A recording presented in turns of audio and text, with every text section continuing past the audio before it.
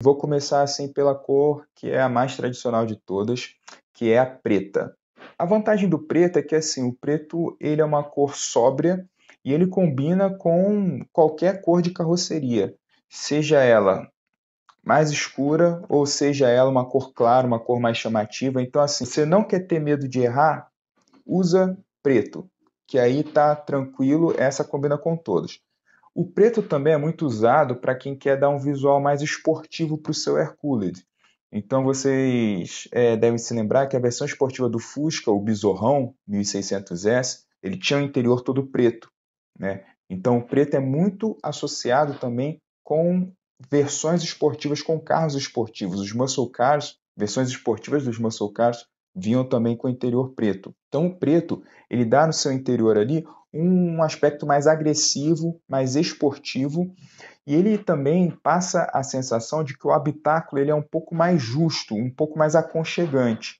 Né? Em caso de carros pequenos, ele pode até passar a impressão de que é um pouco apertado. Ele tem essa desvantagem também, ele deixa o visual mais aconchegante, mas ele pode também deixar com a sensação de um pouco mais apertado. E se você estiver falando aí de carros pequenos, como um Fusca, né, ele pode até parecer, entre aspas, um pouco claustrofóbico. Mas como boa parte da carroceria do Fusca ela é visível internamente também, então acaba que ele não fica totalmente preto. Uma outra coisa interessante também, se você quiser dar um visual esportivo para o seu carro, é você usar o preto combinado com alguns detalhes, né?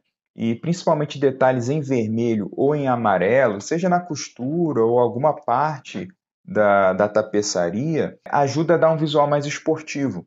Lembre-se que a Volkswagen ela faz muito isso com as versões esportivas, né? Desde o Golf GTI, o Gol GT, enfim. Né? Vocês vão lembrar, desde a década de 80, a Volkswagen tinha hábito de fazer isso.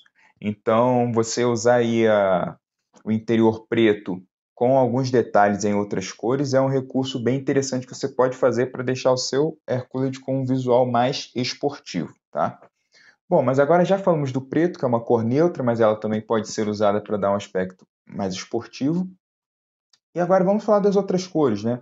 O interior colorido. Quando eu falo colorido, não é um interior multicolor, e sim interior com outras cores. Pode ser um interior vermelho, né, um interior marrom. Qual que é a vantagem desses interiores? Assim, eles são diferentes, então por serem diferentes, eles são mais chamativos.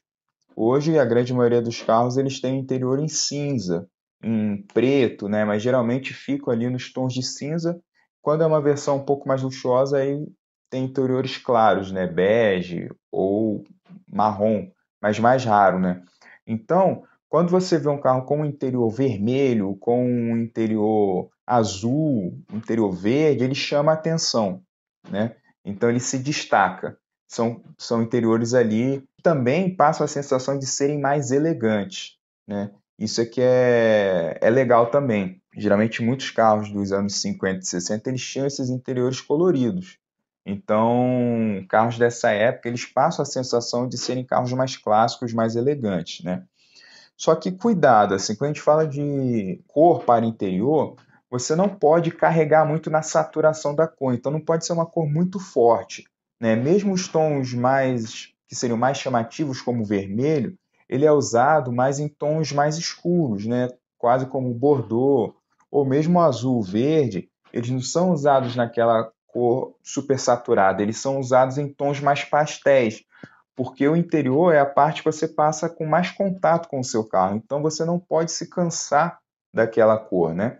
Então, por mais que o interior ele seja colorido nesses casos, é interessante você trabalhar ali com uma tonalidade um pouco mais pastel, assim, ou um pouco mais escura, para não ser tão agressivo no olhar, senão você se cansa do seu carro também, né? E também nós tivemos, além dessas cores, eu mencionei aqui o marrom, mas tonalidades de caramelo ficam bem legais também, que é um marrom um pouco mais claro. E o marrom mais fechado, mais escuro, que o pessoal chama de café. Também é uma tonalidade bem legal, que são tons neutros, né? Esses marrons assim.